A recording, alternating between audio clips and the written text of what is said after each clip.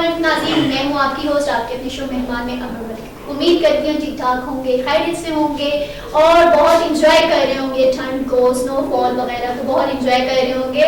और स्नोफॉल में अपना ख्याल रखना मत भूलिएगा, क्योंकि कोरोना की दूसरी लहर जो है वो अभी तक है और कोरोना से बहुत सारे मसले मसाइल हो रहे हैं, बहुत सारी डेथ्स भी हो रही हैं। इस वजह से अपना बहुत सारा ख्याल रखिएगा। बाहर जब भी जाए सोशल डिस्टेंस का ख्याल रखें और सैनिटाइजर भी यूज़ करें। बहुत सारी चीज़ें SOPs को फॉलो करें ताकि आप कोरोना जैसी वबा से महफूज रह सकें। जी नाज़रीन, ये छोटा सा हमारा एक पैगाम होता है आपके लिए और हमेशा की तरह आज भी मैंने आपको एक छोटा सा पैगाम दिया, इस पर ज़रूर अमल कीजिएगा। चलिए हम चलते हैं अपने शो की तरफ। आपको होता है हमेशा की तरह मैं बहुत ही मज़े के लोग आपके लिए लेकर आती हूँ, जिनसे आप मिलते हैं, बहुत इंजॉय करते हैं शो को। लेकिन आज जो पर्सनैलिटी मेरे साथ मौजूद है, अब आप सोच रहे होंगे कि ऐसा कौन है जिस पे इतना स्ट्रेस दे के बता रही कि आज जो हमारे साथ पर्सनैलिटी मौजूद है वो ऐसी पर्सनैलिटी है। कौन है ऐसा? तो वो ऐसा मैं आपको बताती चलूँ कि आज हमारे साथ RJ। कुछ नाम आया आपके माइंड में कि मैं इसका जिक्र कर रही हूँ। RJ भी हैं, एक्टर भी हैं और होस्टिंग भी की है और भी बहुत सारी ऐसी क्वालिटीज़ हैं, बहुत सारे ऐसे काम वो जो करते हैं। लेकिन बता दूँ, चलिए बता देती हूँ, ज़्यादा सस्पेंस में नहीं रखती। तो जी तो नाज़रीन, आज हमारे साथ मौजूद है ज़ीशान, जिनको आप सब जानते हैं। ज़ीशान को वेलकम करते हैं, खुश आमदीद करते हैं। अस्सलाम वालेकुम ज़ीशान। अस्सलाम, थैंक यू सो मच। कैसे हैं ज़ीशान आप? ठीक है जी नाज़रीन, आपने ज़ीशान को देख लिया, जाना पहचाना चेहरा है, हर जगह पर आप इनको देखते रहते हैं। और आज के जो बहुत मज़े का होने वाला है, बहुत सारे ऐसे लोग हैं जो कि ज़ीशान को किसी टीवी एक्टर में कहीं RJ बना के, होस्ट बना के, एक्टर बना ही देख रहे होते। लेकिन आज हम ज़ीशान से बातें करने जा रहे हैं बड़ी खट्टी मीठी सी ज़ीशान की लाइफ के बारे में, ताकि आप लोगों को पता चले कि भाई जिस बंदे को आप लोग जानते हैं वो रियलिटी में उसको क्या पसंद है, उसकी लाइफ कैसी है, कहाँ से स्टार्ट हुआ, सब कुछ आज इस प्रोग्राम के जरिए हम आपको बताएंगे। तो चलते हैं ज़ीशान की तरफ। जी ज़ीशान, आप मुझे बताएं कि आपकी एजुकेशन कहाँ से है, कहाँ से स्टार्ट किया? सबसे पहले thank you so much Hazara one TV and thank you so much आपका कि आपने इनवाइट किया और कुछ ज़्यादा नहीं कर दिया। ठीक है, छोटे मोटे हम स्ट्रगलिंग आर्टिस्ट हैं और बस काम शाम करते हैं। जहाँ तक स्टार्ट की बात है, स्टार्ट एजुकेशन हज़ारा यूनिवर्सिटी से मैंने इंग्लिश लिटरेचर में मास्टर्स किया और तब तक कोई इरादा नहीं था इस फील्ड में आने का। ये समझ लें कि एक्सीडेंटली आर्टिस्ट समझ लें, बस वो था, अंदर शौक था, क्रेज था वो। अच्छा, इंग्लिश में मास्टर किया, तो इंग्लिश में जो मास्टर किया तो वो क्यों किया था? कोई टीचिंग साइड पे जाना था या बस ऐसे इंग्लिश में मास्टर? नहीं, टीचिंग साइड पे नहीं जाना था। जैसे अगर एक्टिंग ना होती तो इसके अलावा फिर कहाँ जाना था? CSS करना था प्रॉब्ली या उस साइड पे जाना था। लेकिन मास्टर्स करने के टाइम पे ये रियलाइज हुआ कि आर्ट की तरफ आना चाहिए। ज़ीशान के अंदर एक एक्टर भी मौजूद है। हाँ, नहीं एक्टर तो काफ़ी बाद में खैर। सबसे पहले रेडियो पाकिस्तान से स्टार्ट किया और मुझे वॉइस ओवर करने का बड़ा शौक था। वॉइस ओवर और बिहाइंड द कैमरा से स्टार्ट किया और फिर उसके बाद एक प्राइवेट TV चैनल के साथ काम स्टार्ट किया न्यूज़ में और न्यूज़ के बाद फिर एक्टिंग की तरफ एक प्रोजेक्ट किया। फिर उसके बाद फिल्म की, काफ़ी सारे सीरियल्स किए, TV सीरीज़ किए और बस करते करते सिलसिला चल पड़ा। और अब साथ साथ मैंने अपना एक प्रोडक्शन हाउस स्टार्ट किया है ज़श फिल्म्स के नाम से, जिसमें हम TV सीरीज़ बनाते हैं, डॉक्यूमेंट्रीज बनाते हैं, फीचर फिल्म, ये सारा कुछ उसमें। एक्टिंग से डायरेक्शन की तरफ भी थोड़ा सा। ज़ीशान, आप मुझे बताएं कि जब आप RJ बने तो RJ बनते टाइम आपके माइंड में क्या था कि आपने RJ पे ही फोकस करना है या आपने मतलब आगे जाना है एक्टिंग और इस तरफ आपके माइंड में था या सिर्फ RJ तक ही था? एक्टिंग का टू बी वेरी ऑनेस्ट उस वक्त नहीं था। RJ इसलिए बना क्योंकि उस वक्त मुझे वॉइस ओवर करने का बड़ा शौक था। सो वो पोइट्री वगैरह ये वो उसकी मैं रिकॉर्डिंग वगैरह करता था और फिर उसके बाद वॉइस ओवर मुझे इसका बड़ा शौक था, इंस्पायर्ड बाय ज़ैनुद्दीन साहब। तो वो उधर से स्टार्ट हुआ, करते करते वो फिर रास्ते बनते गए और एक्टिंग की तरफ। एक्टिंग तक आप पहुँचे। अच्छा, मुझे ये बताएं कि आपको कोई स्ट्रगल्स करनी पड़ी, मुश्किलात आई इस टाइम पे? कोई स्ट्रगल्स नहीं, सारा आपको पता है इस फील्ड में तो है स्ट्रगल बहुत ज़्यादा है हर फील्ड में, लेकिन इसमें बहुत ज़्यादा है। और अगर बात की जाए हमारे यहाँ इस रीजन की, तो यहाँ पे आर्ट तो बहुत ज़्यादा है। यानी कि बड़े बड़े आर्टिस्ट हैं, ऐसे ऐसे नाम हैं कि जो अनफॉर्चुनेटली एक रास्ता ना होने की वजह से या कुछ प्लेटफॉर्म्स ना होने की वजह से वो दबके रह गए या किसी और साइड पे निकल गए बिजनेस में आगे पीछे। तो स्ट्रगल तो बहुत है हमारे लिए, चूँकि स्ट्रगल ज़्यादा होती है कि हम यहाँ से निकल के जब जाते हैं लाहौर जाते हैं और अपनी इंडस्ट्री सारी कराची जाते हैं, तो उस प्लेटफॉर्म को यूटिलाइज करने के लिए भी हमें बहुत सारी स्ट्रगल्स करनी पड़ती हैं अपने आप को उस लेवल तक लेके जाने के लिए। क्योंकि यहाँ पे ऐसा कोई प्लेटफॉर्म है नहीं, ऐसी कोई लर्निंग इंस्टीट्यूट नहीं है अनफॉर्चुनेटली।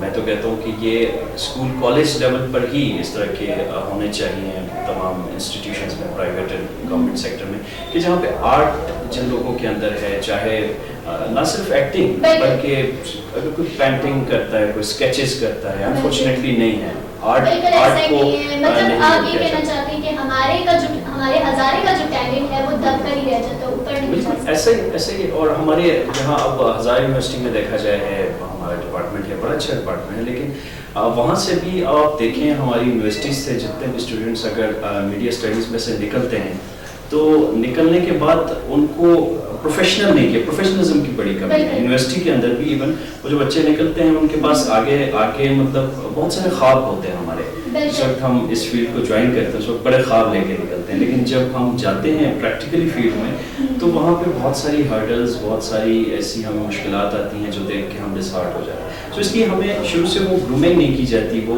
जो प्रोफेशनलिज्म है वो हमारे अंदर नहीं डाला जाता, जिसमें हम बाद में जाके बड़ी मार खाते हैं।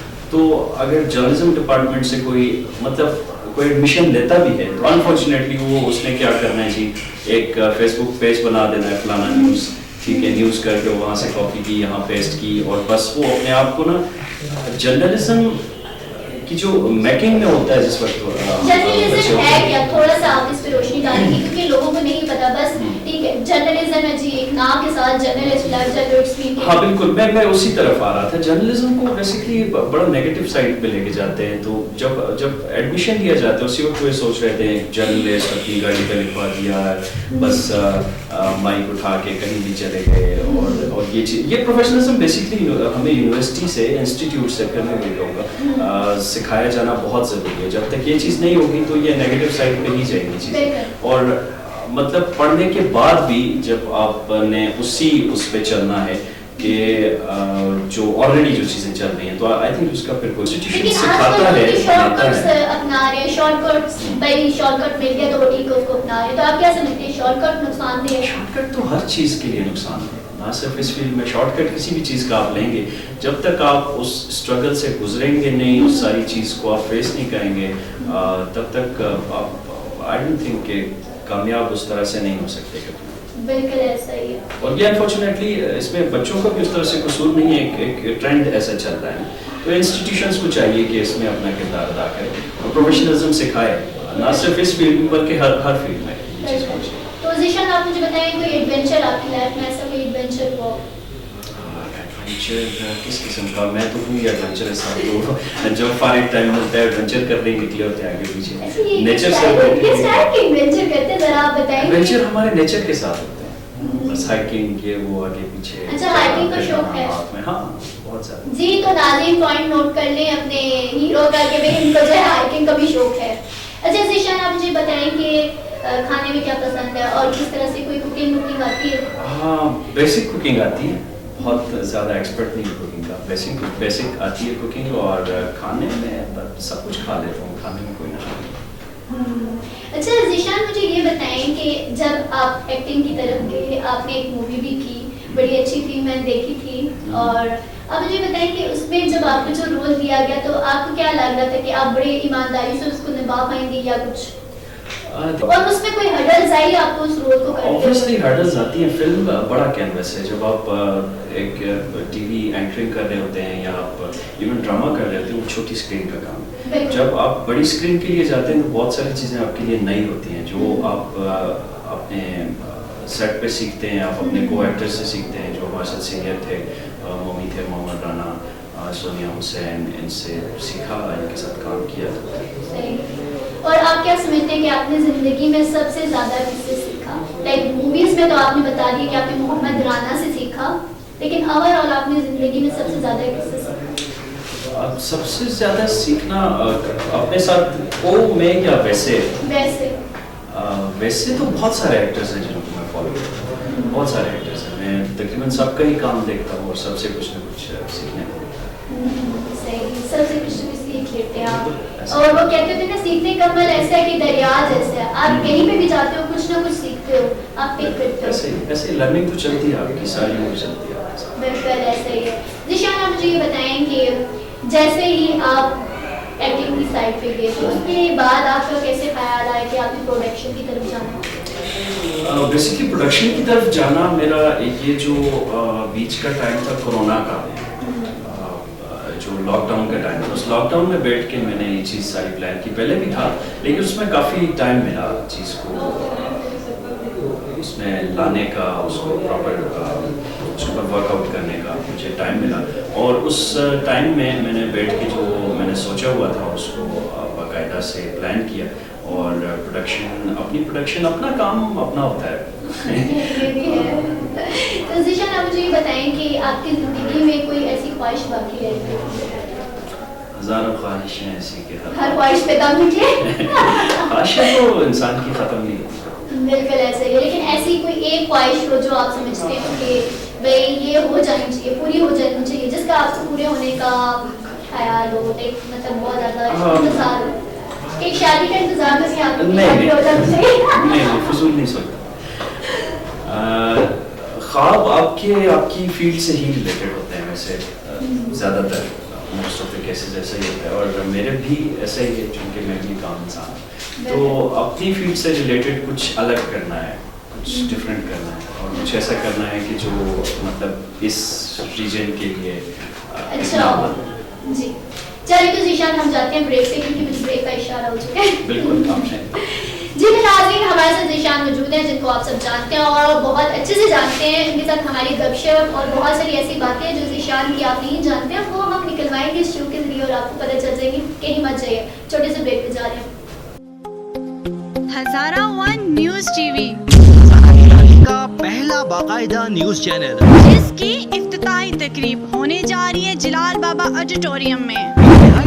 डायरेक्टर्स और प्रोड्यूसर्स के ज़ेर निगरानी बेहतरीन team, cameraman, AV engineer, set designer, professional anchors, newscasters और रिपोर्टिंग टीम।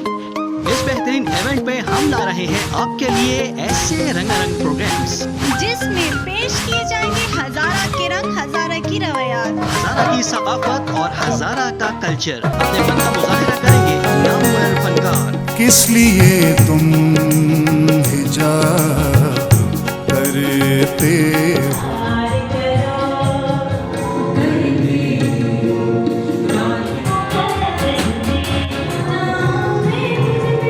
मेहमानों की आमद, मेजबानों की हल्की फुल्की गपशप, होने जा रही है एक ऐसी पुरवकार तकरीब जिसे आप मुद्दतों याद रखेंगे। तो शामिल होना मत भूलिएगा। Hazara one TV Abbottabad. Welcome back खुशामदीद नाज़रीन। उम्मीद करती हूँ कि आपके शो आपको बहुत मजे का लग रहा होगा और बहुत सारी ऐसी बातें हैं जो आपको पता चल रही होंगी अबाउट ज़ीशान। और ज़ीशान के बारे में बहुत सारे ऐसे यहाँ पे लोग हैं, बहुत सारी ऐसी ऑडियंस है जो जानना चाहती है कि भाई ज़ीशान पर्दे के पीछे की क्या कहानी है ज़ीशान की लाइफ की। तो चलते हैं हम ज़ीशान की तरफ। जी ज़ीशान, तो हम आपकी तरफ आते हैं। ज़ीशान, आप मुझे ये बताएं कि आपका कोई शादी का प्लान है? पर्दे के पीछे की कहानी क्यों निकाल रही है? शादी का फिलहाल नहीं है। हमने कहा ना आज हम ऑडियंस को पर्दे के पीछे की कहानी बताएंगे। नहीं, फिलहाल ऐसा कोई प्लान नहीं है। फिलहाल सारा फोकस अपने काम पे है। देखिए अब कब तक है, ये तो ऊपर से जब आएगा तो सही हो गया। ज़ीशान, आप मुझे ये बताएं कि आप गुनगुनाते भी बहुत अच्छा हैं। आप बस ज़ीशान हमें सब पता होता है तो ज़ीशान, आप गुनगुनाते भी बहुत अच्छे हैं, तो अब आप मुझे थोड़ा सा कुछ गुनगुना के बताएंगे। यार गुनगुनाना गाना म्यूजिक जो है ये आप एक नया वो स्टार्ट कर दिए। ज़ीशान, आपको याद है आपका मर्सिया जो मैंने सुना था बड़ा जबरदस्त था? हाँ, वो मुहर्रम में वो नरेशन जो स्टार्ट में मैंने बात की कि मुझे वॉइस ओवर का शौक था, तो ये उससे लिंक है। उससे रिलेटेड है। वो मुहर्रम में मर्सिया भी ज़्यादा की ही इंस्पिरेशन है जिससे मैं करता हूँ हर साल मुहर्रम मुख्तलिफ टीवी चैनल्स पे। लेकिन अभी बात हो रही है गुनगुनाने की। अभी आपने गुनगुनाना है, अभी पीछे नहीं हटना। मैं सुना बड़ा अच्छा गुनगुनाते हैं आप। गाना जैसे मैं कह रहा था, गाना तो बिल्कुल टोटली एक डिफरेंट फील है, लेकिन ये है कि गुनगुनाने की हद तक ठीक है, गाना गुनगुनाने मैं आपको सुनाता हूँ मेरी भीगी भीगी सी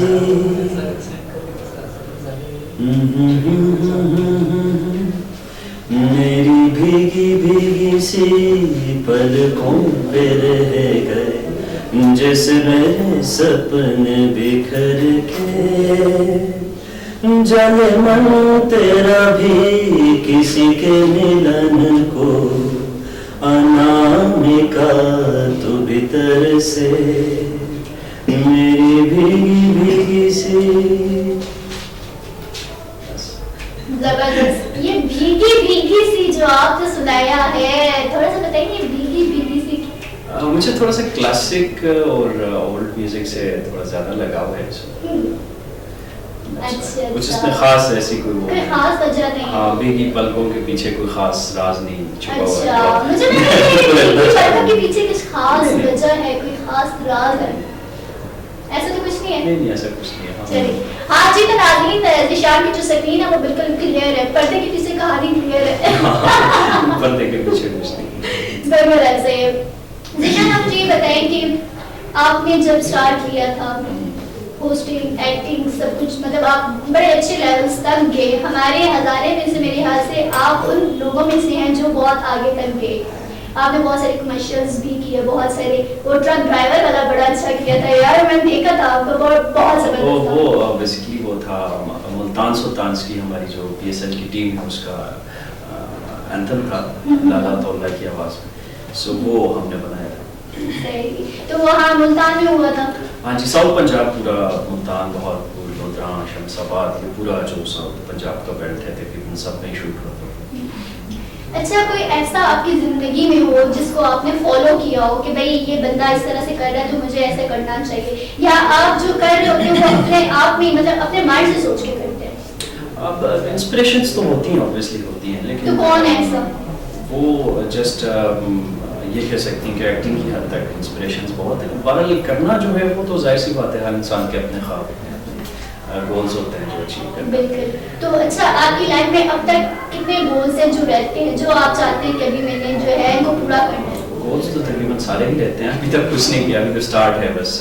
जी, माशाल्लाह से काफी आपने कुछ कर लिया, हज़ारे में आपका एक नाम है, और बाकी बस ये आपकी नवाजी है, वरना ऐसा कुछ नहीं। अभी फिलहाल तो स्ट्रगलिंग फेज में, देखें आगे कहाँ तक जाता है। अच्छा ज़िशान, आप खुद तो एक्टिंग करते हैं, सब कुछ है, कोई ऐसा एक्टर आपको पसंद है? एक्टर्स बहुत सारे पसंद है, पाकिस्तानी अगर आप बात करें तो बहुत सारे इंस्पिरेशन है। नहीं, सारे नहीं, कोई एक होता है ना, एक होता है कि भाई ये अच्छा लगता है, दिल को अच्छा। ड्रामा की हद तक अगर बात की जाए तो फैसल कुरैशी, नुमान इजाज, ये मेरी इंस्पिरेशन है, फैसल कुरैशी स्पेसिफिकली। और फिल्म में कोई ऐसा हो जिसकी एक्टिंग है जिससे बंदा बहुत ज्यादा होता है, देख के कहते हैं कि यार बड़ा मोटिवेशनल बंदा है, बड़े फिट इसको जो दे रहे हैं, सीन्स दे रहे हैं, बड़े फिट होते हैं, एक्सपायर हो रहा होता है उससे, ऐसा कोई आपको अच्छा लगता है, ऐसा आप किसको समझते हैं? बहुत सारे एक्टर्स हैं, इस तरह स्पेसिफिकली मैं आपको कोई बता नहीं सकता। और कैरेक्टर्स में ढलने वाले बड़े एक्टर्स हैं पाकिस्तान में, तो एक्टिंग की बड़ी बड़े समझ लें, कुछ ऐसे नाम हैं जो एक्टिंग की इंस्टीट्यूशन है, तो वो कैरेक्टर्स के हिसाब से भी वो जस्टिफाई कर रहे हैं, सो वो उसमें से बस सीखने को मिलता है बड़ा कुछ। अच्छा, आप कैरेक्टर से अपनी जिंदगी में, जो आपकी जिंदगी है और एक आप कैरेक्टर में होते हैं, आप जॉली टाइप बनते हैं या बड़े स्ट्रिक्ट टाइप है या गुस्से वाले? कैरेक्टर के अंदर वो तो डिपेंड करता है कि क्या कैरेक्टर के अंदर तो ठीक है, ज्यादातर आपको मैंने कुछ चीजों में जॉली भी देखा है, आपको मैंने तो इसलिए मैं कह रही थी जो जी पर्दे के पीछे। अरे पर्दे के पीछे बस नॉर्मल डिपेंड करता है कि जब आपके साथ सेट पे सीनियर्स मौजूद हों तो तब आपको ज़रा थोड़ा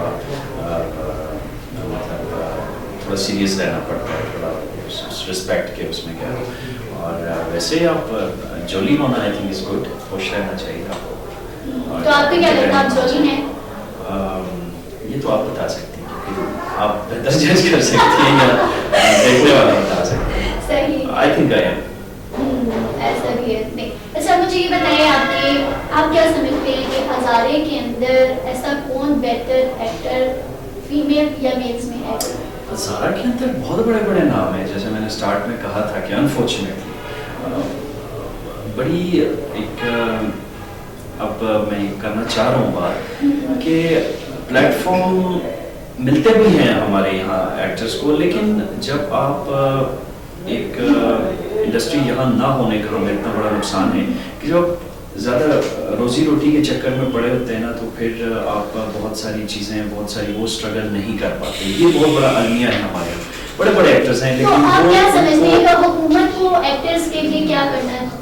मैं बता रहा हूँ, यहाँ पे अपनी फैमिलीज को सपोर्ट करना और बहुत सारी रिस्पॉन्सिबिलिटीज होना, जिसकी वजह से वो बाहर अब इंडस्ट्री जैसे कि कराची में, तो उसके लिए मूव करना हर बंदे के लिए इतना आसान नहीं होता। जैसे मतलब मैं सिंगर हूँ, मैं मूव कर सकता हूँ, लेकिन अब जब जिन लोगों की फैमिलीज हैं या जो फैमिलीज को सपोर्ट कर रहे हैं, उनके लिए बड़ा मुश्किल होता है ऐसा। भाई आपने तो कहा मैं शादी भी नहीं कर रहा, हाँ, मुझे इसी शादी वजह से। शादी ना करने की यही वजह हाँ, है। यही वजह है, यही वजह है। और बहुत बड़े निशान को हमें पकड़ के भाई गाइस, अगर कोई खैर छोड़े पर्दे के पीछे कहानी वाली जो बात है वो डिस्कस नहीं करते। तो जिशान, अब मुझे ये बताएंगे कोई ऐसा आप समझते हैं कि हज़ारे के अंदर हमारे कोई ऐसे एक्टर्स थे जो बहुत अच्छे थे, बहुत कमाल के थे, लेकिन वो आगे नहीं जा पाए, ऐसा कोई नाम? नहीं, आगे जाना ना जाना मैं नहीं जज कर सकता किसी को, मतलब हर किसी के अपने एम्स, अपना वो होता है, अपना विजन होता है। आगे भी गए बहुत सारे नाम हैं जो नेशनल लेवल पे काम कर रहे हैं, PTV पेशावर सेंटर के साथ हमारे एक तो मिसाल आपके सामने बैठे हैं, जबीर भाई सामने बैठे हैं, ये और इनके साथ के जितने भी लोग हैं इनके साथ के, काजी जुबैर साहब बहुत बड़ा नाम है, अरशद अवाइस साहब बहुत बड़ा नाम है, ये आपके हज़ारा से हैं जो PTV का गोल्डन एरा जो था, गोल्डन टाइम जो था, उस वक्त के नाम है। अब तो कंपटीशन इतना ज़्यादा हो गया और सोशल मीडिया के आने के बाद अपना नाम बनाना है, अपना फेस रजिस्टर करवाना हमारे लिए बहुत मुश्किल है, लेकिन ये वो नाम है जिनको लोग उस वक्त से जानते हैं, इनका फेस जो है जानते रहेंगे आगे। तो बहुत बड़े बड़े नाम हैं हज़ारा के। और एक्टिंग की जहाँ तक बात है, एक्टिंग ये मैं आपको पर्सनल एक्सपीरियंस बता रहा हूँ कि यहाँ पे जो प्रोडक्शंस हमारे यहाँ हज़ारा में होती हैं, एक तो जो यहाँ की अपनी प्रोडक्शंस है, एक वो जो कराची से शूट्स के लिए यहाँ पे आते हैं और यहाँ के एक्टर्स को वो बड़े प्रोजेक्ट्स में लेते हैं। उसमें मैंने अपनी आंखों से देखा है और अपने कानों से सुना है बड़े बड़े डायरेक्टर्स को कि जो हमारे एक्टर्स की उस लेवल तक तारीफ करके गए हैं कि यार मतलब वो हैरान हो जाते हैं देख के। मतलब तारीफ है, हमारे हज़ारा के एक्टर्स की तारीफ है, उनके काम को सराहाया जाता है, लेकिन क्या वजह है कि हम लोग आगे नहीं बढ़ पाते? वही आपकी वजह वही आ जाती है कि हम लोग अपने फैमिलीज को सपोर्ट कर रहे होते हैं, हमारे फैमिली बैकग्राउंड में जो इश्यूज होते हैं उस वजह से हम लोग नहीं जल्दी जा पाते। हुकूमत को क्या करना चाहिए इस हवाले से? हुकूमत को तो बहुत कुछ करना चाहिए, वो तो इंडस्ट्री के लेवल पे करना चाहिए, लेकिन बेसिकली हमारे यहाँ हज़ारा के अंदर एक अपनी जो हज़ारा की अपनी जो प्रोडक्शंस हैं उसका इतना लेवल होना चाहिए कि यहाँ पे ऐसे प्रोजेक्ट्स हों कि जो हमारे यहाँ के आर्टिस्ट, यहाँ के एक्टर्स हैं, उनको उसमें यूटिलाइज किया जा सके और एक लेवल पे काम हो सके। जिशान, आप मुझे ये बताएंगे जैसे कि हज़ारा 1 TV जो है उसने यहाँ पे एक बुनियाद रखी है, बड़ा अच्छा काम कर रहा है, तो आप क्या समझते हैं किस टाइम पे काम कर रहा है, आपको क्या लगता है? नहीं, मैं आज फर्स्ट टाइम आया हूँ यहाँ पे, बहुत अच्छे इनिशिएटिव है और जो स्पेस यहाँ पे है उसको फिल करने के लिए आई थिंक बहुत अच्छा काम कर रहे हैं हम लोग और ये होना चाहिए, मज़ीद भी इसको बेस्ट ऑफ टाइम इसको आप बूस्ट करें। तो ये इस किस्म के प्लेटफॉर्म्स अगर हों तो नए आने वाले बेसिकली जो आपके एक्टर्स या आर्टिस्ट हैं या एंकर बनने के लिए जो लोग हैं बहुत सारे, आप जितने भी चांस मिल जाता है, बिल्कुल, तो बैठने का एक्सपीरियंस करने का चीज़ें और जो बेसिकली जो फ्रेश यूनिवर्सिटी ग्रेजुएट्स हैं जो मीडिया स्टडीज़ पढ़ के आते हैं उनके लिए एक अच्छा प्लेटफॉर्म साबित हो सकता है जिस चीज़ की कमी है। अच्छा, एंड में आप हमारे इस चैनल के हवाले से कोई मैसेज देना चाहिए लोगों को, कुछ कहना चाहिए या कुछ पैगाम देना चाहिए लोगों को? मैसेज लोगों को किसमें इसके अंदर में देना है मैसेज?